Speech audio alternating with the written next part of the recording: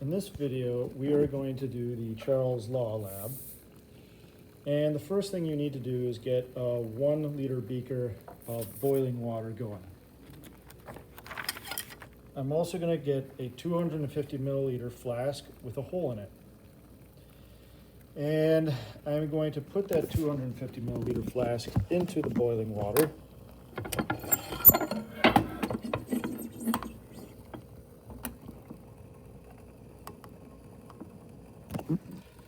And now that it's in the boiling water, I'm going to wait 5 minutes.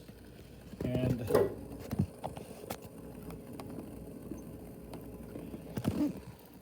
I'm going to wait 5 minutes so that the temperature of the gas inside the flask is the same temperature as the boiling water. So what temperature does water boil at?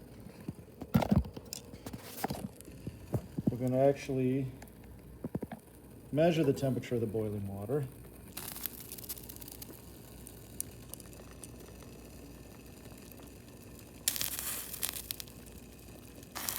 Because it won't be exactly 100 because we're above sea level.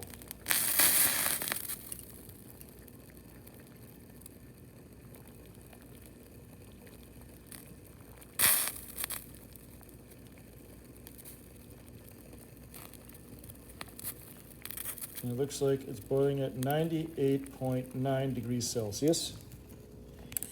So I'm going to put that down right here.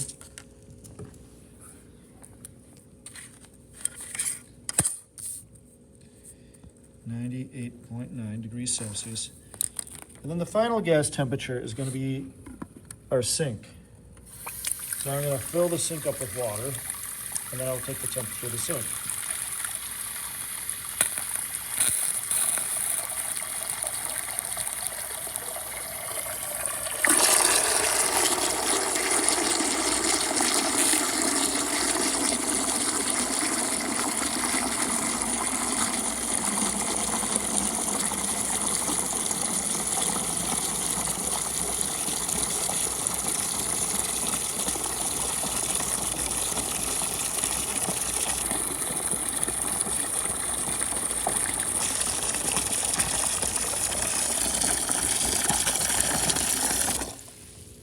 Okay, and I'm going to take the temperature of the sink.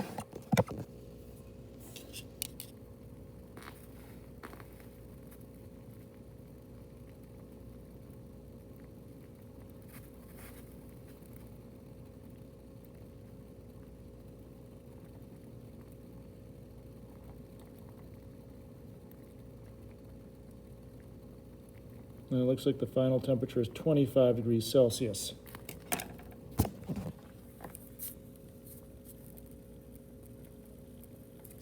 I'm also going to check the barometric pressure.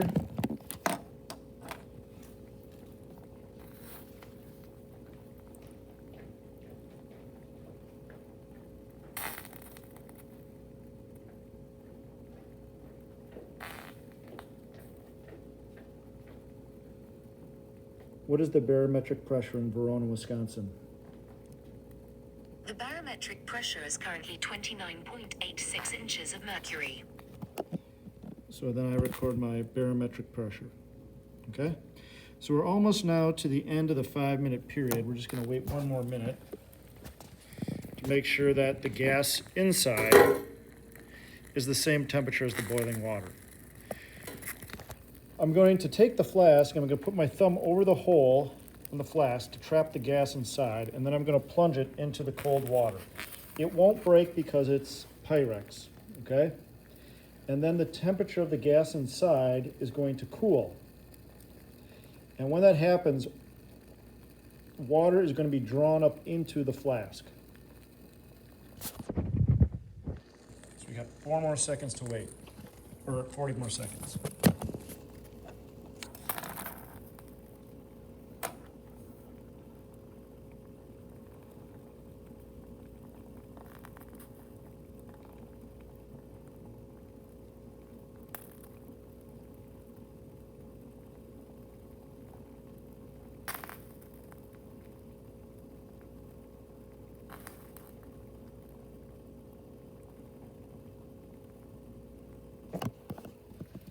All right, so I'm going to transfer the flask over to the sink.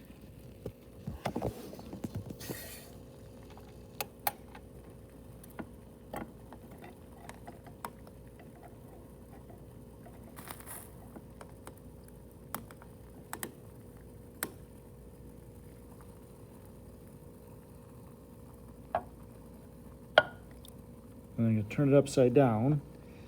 And as the gas cools, now I have to wait an additional, it doesn't have to be exactly 5 minutes, but as you can see, water is being drawn up into the flask. I'm just going to keep it underwater there so that cools quicker.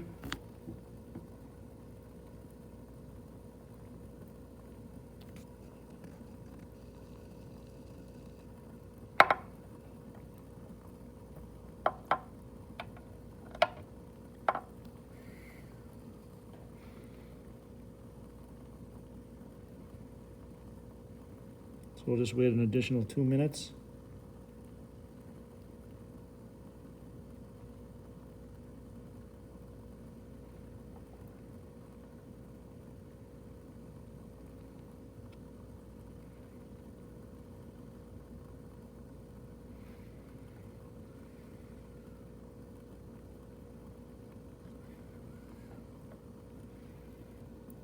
Water still being drawn up inside.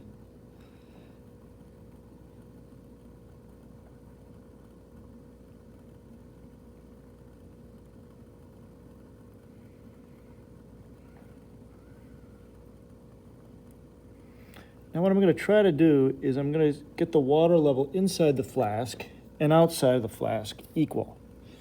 The reason why I want this water level and this water level to be the same is because when they are the same, then I know that the pressure inside the flask and the pressure outside of the flask are the same, okay?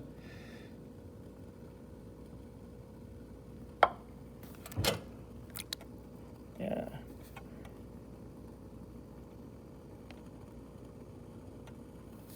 I think it's just about ready. So I'm gonna get the two water levels equal, and then I'm gonna put my finger over the hole again. And I'm going to measure the amount of water in the flask. So to do that,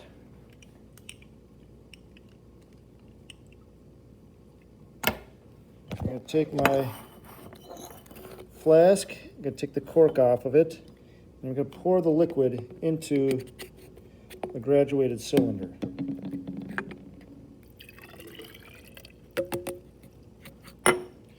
And then I'm going to record the volume.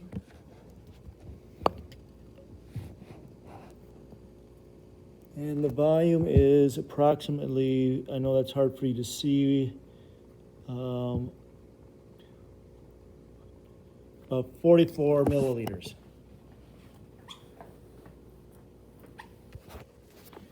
So the volume drawn into the flask, 44 milliliters of water. We would guess out to the tenths because the graduates go up by 1. And now we need the total volume of the flask. Now the total volume of the flask is not 250. You can see that the graduates stop at 225. We don't know what this other volume is. So to measure the total volume, I'm going to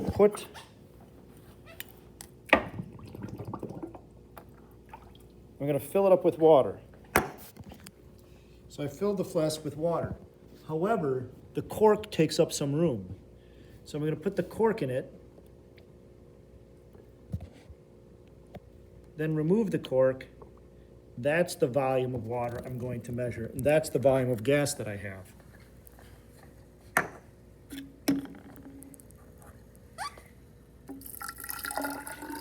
Now I want to make sure I don't go past the 250 mark. I might, because if I go past 250, then I don't know how much I have.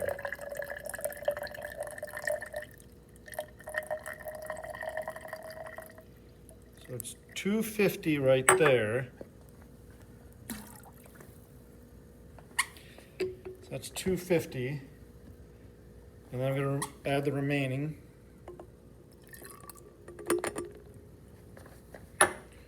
So I filled up 250 and